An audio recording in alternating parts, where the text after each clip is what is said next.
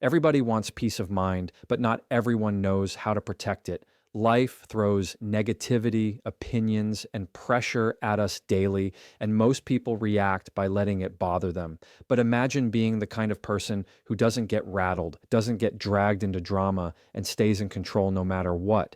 That's what it means to be truly unbothered. And today, we're talking about the 5 behaviors that make you 100% unbothered by anyone. Stop over explaining yourself because when you do, you hand people permission to pick apart your choices and question your worth in ways they never earned the right to do. The more details you pour out, the more room you give others to twist them or to use them against you. People who want to misunderstand you will never be satisfied no matter how many times you go into every little detail. They'll keep pulling on the thread because they're not really looking for clarity, they're looking for control. And the moment you realize that, you understand why your peace keeps slipping away. Over explaining doesn't prove maturity, it proves you're chasing approval, and that's where you start losing your power. The truth is, you don't owe the world a dissertation on your decisions, and you don't have to hand over your life story every time someone asks you why you do what you do. Think about how exhausting it feels when you defend yourself constantly, explaining not just what you did, but why you did it, and then why that reason should be enough for them to nod and accept it. It's draining because you're asking for validation that's not guaranteed, and the worst part is, people can still walk away unimpressed no matter how many words you've given them. And then you're left with the heavy weight of realizing you gave away energy that never needed to leave you in the first place. When you stop over-explaining, you discover a freedom in short answers, in quiet confidence, in letting your actions speak without needing an audience to clap for you. That's where your unbothered state begins, because your peace no longer depends on someone else's understanding. The habit of over-explaining usually comes from old patterns where you felt like being misunderstood was dangerous, maybe growing up in environments where being questioned meant being punished, or in relationships where silence was taken as guilt. So you learned to defend yourself with too many words, hoping that if you explained well enough, no one could twist your intentions. But here's the shift. You're not in those environments anymore, and you don't need to keep rehearsing those same protective strategies. Being unbothered means teaching yourself that silence can protect you better than explanations ever could, because silence leaves no handle for someone to grab and drag you into their story. You don't have to be afraid of being misunderstood when you're secure in knowing the truth about yourself. Sometimes the people pressing you for explanations aren't doing it because they care, they're doing it because they want to see how much control they have over you. Every extra detail you hand over is like giving them leverage, showing them where your insecurities live, giving them a blueprint to push harder next time. But when you give short answers like, "That's just what I decided," or "It works for me," and then stop talking, you close the door to unnecessary drama. You show that you're confident enough not to seek their stamp of approval, and that confidence disarms people because they can't argue with someone who isn't playing the game. That's what makes you unbothered. You refuse to play tug of war with your own peace. It's also important to realize that over-explaining isn't just about protecting yourself from other people. It's also about convincing yourself that your decisions are valid. If you notice you're explaining too much, maybe it's because you're still working on believing in your own choices. And that's okay, because awareness is the first step to strength. Once you start trusting yourself more, the need to explain everything fades. You don't have to make your choices airtight in someone else's courtroom because you've already made peace with them privately. And when you stand in that kind of self-trust, people feel it and they stop pressing you for more. Learning to cut back on over-explaining takes practice because silence can feel uncomfortable at first. You'll be tempted to fill it with reasons, to overcompensate when you feel judged, to cover every angle so no one can misinterpret you. But sit with that silence. Let it breathe. Let it grow heavy if it has to, because the silence is not weakness, it's discipline. It's the muscle that proves to you that you're strong enough not to chase after being understood. The more you exercise that muscle, the easier it gets until you realize you're no longer nervous about what people think. You stop checking if they approve because you already know you approve. That's what makes your presence unshakable. When you stop over explaining, you start noticing how much lighter life feels because you're no longer lugging around the pressure to justify every move you make. You find yourself saving energy, breathing deeper, and realizing that not everyone deserves a front row seat to your thought process. Your choices become cleaner, your voice steadier, and your mind calmer because you've pulled back the energy you used to spend begging to be understood. And when people see that, they notice something different about you. They notice you're not rattled, you're not defensive, you're not caught up in the cycle of trying to please. They notice you're unbothered. Mastering the power of silence is one of the most underrated but strongest tools you can ever carry because silence has a way of communicating more than words ever could. When someone tries to provoke you, what they're really hoping for is a reaction. They want to see you get rattled, lose your cool, or stumble into saying something you'll regret later. The moment you answer back with energy, you've already handed them what they wanted. But silence interrupts that game. Silence makes people uncomfortable because they can't read it, they can't twist it, they can't use it as fuel. It's not passive, it's not weak, it's powerful restraint. And it leaves others to sit in the weight of their own words without you carrying any of it. When you embrace silence, you realize not every opinion needs your rebuttal, not every insult deserves your explanation, and not every situation requires you to put on a show just to prove a point. Silence teaches you to stay in control of yourself when the environment tries to pull you out of character.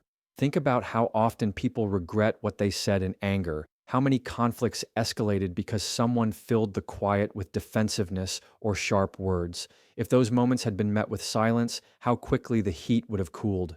Silence gives you time to process, to decide if this is worth your response or if your peace is worth more. It shifts the power dynamic because instead of you rushing to defend yourself, you're letting the other person reveal who they are without interference. And that can be more effective than any comeback you could craft. In silence, you learn that you don't need to prove your intelligence or your strength with words. You prove it by keeping calm when chaos knocks on your door. The power of silence shows up not only in conflicts, but in everyday conversations where people fish for reactions, try to draw you into gossip, or bait you into drama. When you don't take the bait, when you sit still and let the moment pass, you protect your energy without making a scene. And ironically, silence often speaks louder than arguments because it forces people to notice your self-control. People start to realize they can't get to you the way they hoped, and that's how you begin building a reputation as someone who's grounded, steady, and untouchable. The very thing they tried to use to shake you becomes a reminder that you're not playing on their level anymore. That's how silence elevates you without you having to climb anywhere. It's also important to realize that silence is not about ignoring everything or avoiding communication altogether. It's about knowing when your words add value and when they don't. The strongest voices are the ones that know when to pause. If you talk constantly, your words lose weight, but if you choose your silence strategically, every time you do speak, people listen more closely. Silence creates space for meaning. It sharpens your words, and it teaches you that timing is everything. In heated situations, it allows you to gather your thoughts so that when you do respond, you respond with precision, not with regret. That's the difference between reacting and leading with self-control. The challenge with silence is that it feels uncomfortable at first because we're conditioned to fill space with sound, to explain, to argue, to make sure no one misunderstands us. But when you resist that urge and sit with silence, you're training your mind to stop performing for others. You're teaching yourself that peace doesn't require performance, it just requires presence. That presence is what unsettles people who expect you to break because they realize your calmness is not accidental, it's chosen. And when your calm is chosen, it's unshakable. That's when silence becomes not just a tactic, but a lifestyle, one that guards your peace in ways arguments never could. Practicing silence doesn't mean you're avoiding confrontation.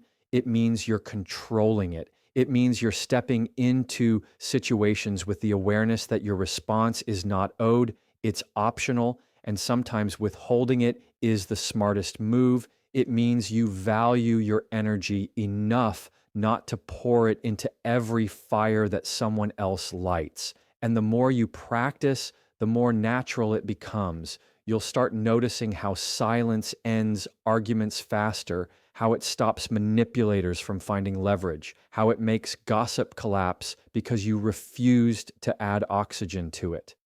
Silence is not the absence of power, it is the presence of it. And the more you own it, the less anyone else can control you.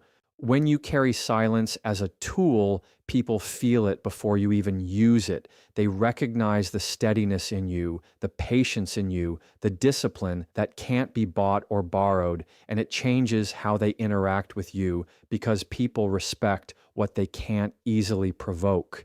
You become the person in the room who doesn't need to shout to be heard, doesn't need to defend to be respected, doesn't need to argue to win. You become the one who can end a conflict with nothing more than the choice to stay quiet. And that's the kind of unbothered that not only protects you, but also inspires others to realize that sometimes the strongest voice you can have is no voice at all. Don't chase validation because the second you start relying on other people's approval to feel worthy, you hand them control over your peace, your confidence, and your sense of identity.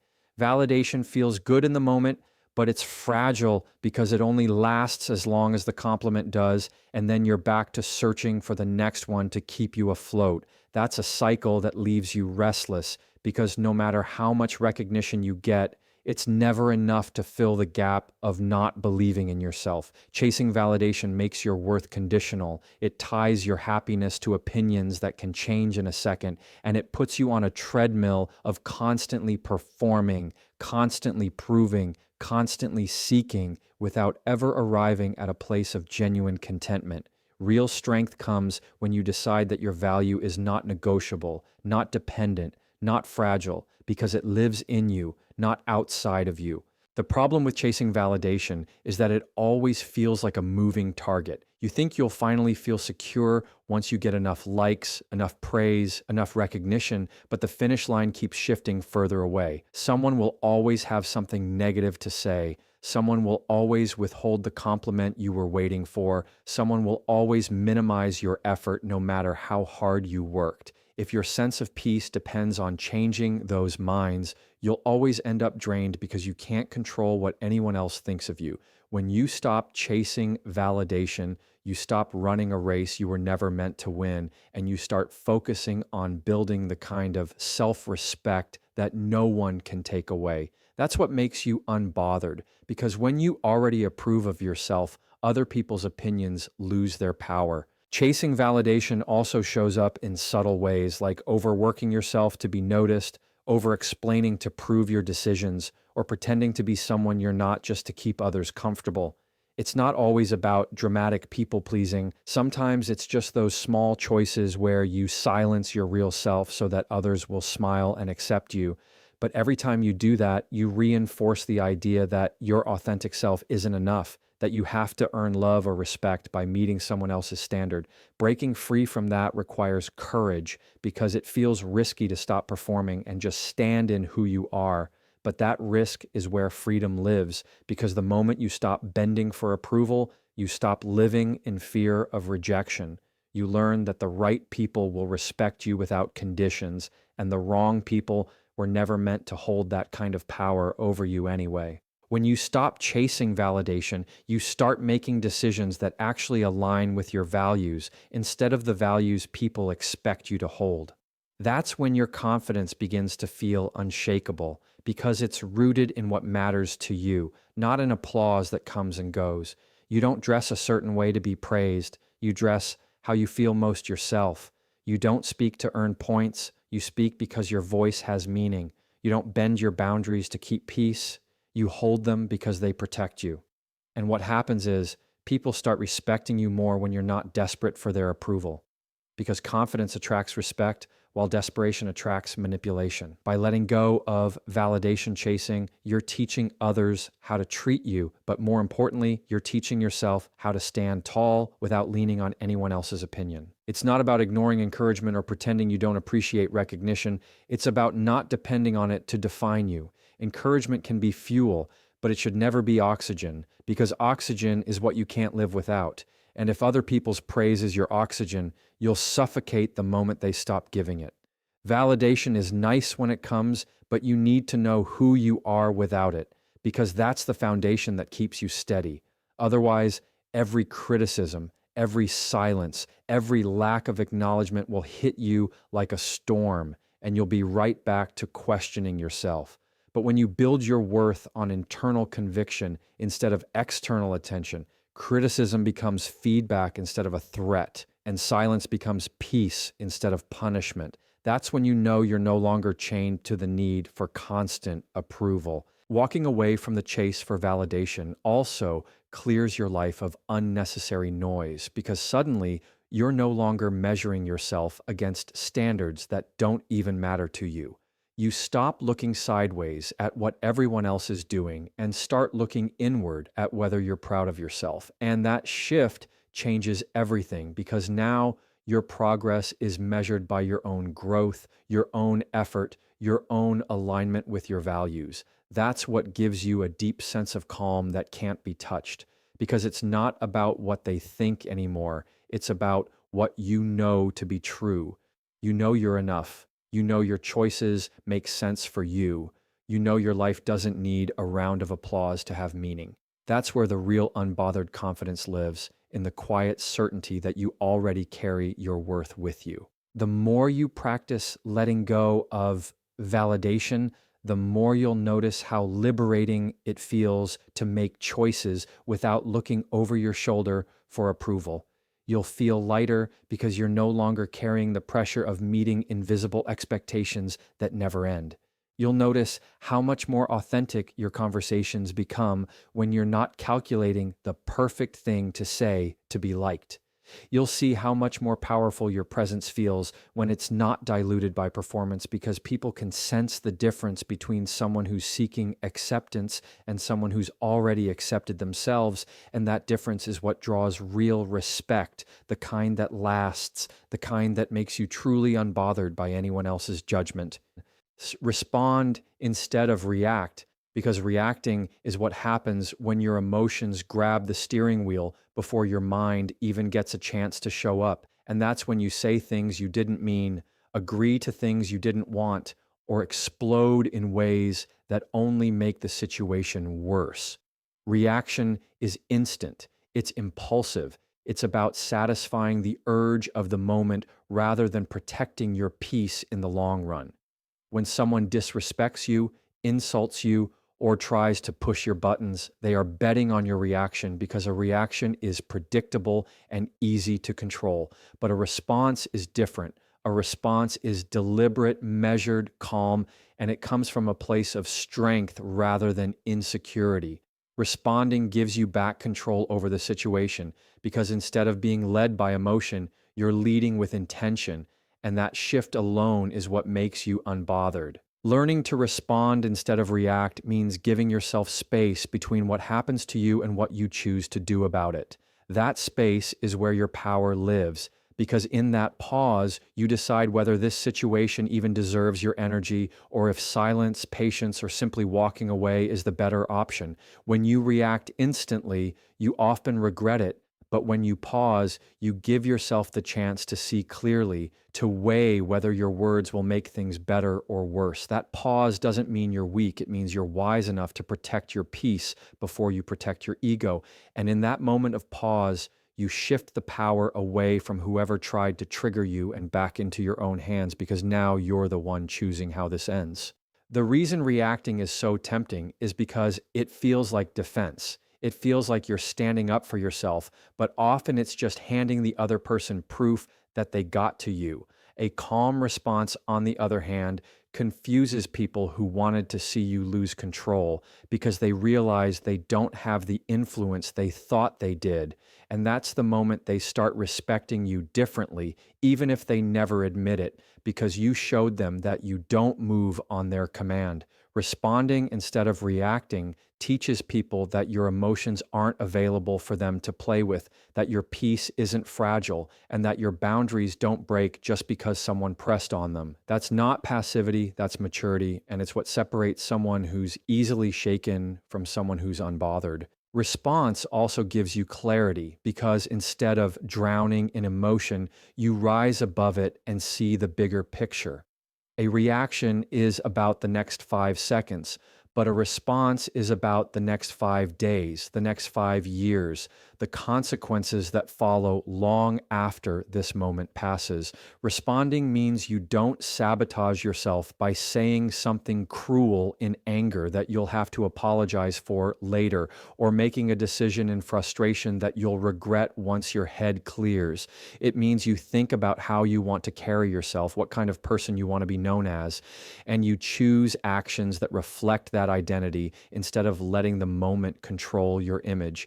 That's how peace is preserved, by choosing your future self over your current feelings. The pause that allows you to respond instead of react is also where growth happens, because you're training your mind to handle pressure without collapsing into instinct.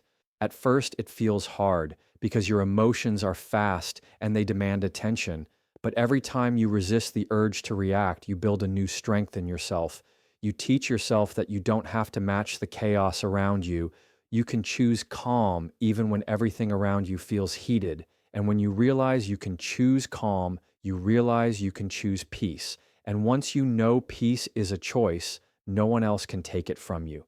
That's the muscle of maturity, the one that gets stronger the more you practice it. And over time, it becomes natural to respond with composure rather than react with impulse. Responding also gives you leverage in relationships, at work, and conflicts, because people begin to see you as steady, as reliable, as someone who doesn't crack under pressure. When you're the person who reacts to every small thing, your voice loses weight because people know you'll blow up at anything. But when you respond, when you save your words for the moments that matter, your presence carries authority. People start listening when you speak because they know you don't waste your energy on pointless noise. That authority comes not from raising your voice, but from raising your control. And that's what makes your interactions smoother, your reputation stronger, and your peace harder to disturb. The real beauty of choosing response over reaction is that it puts you back in control of your own narrative, because no one gets to write your story for you by provoking you into playing the role they want. People may expect you to explode, to argue, to break, but when you respond calmly instead, you rewrite the script in real time. You become the one in control of the conversation, the one steering the energy, the one choosing the tone.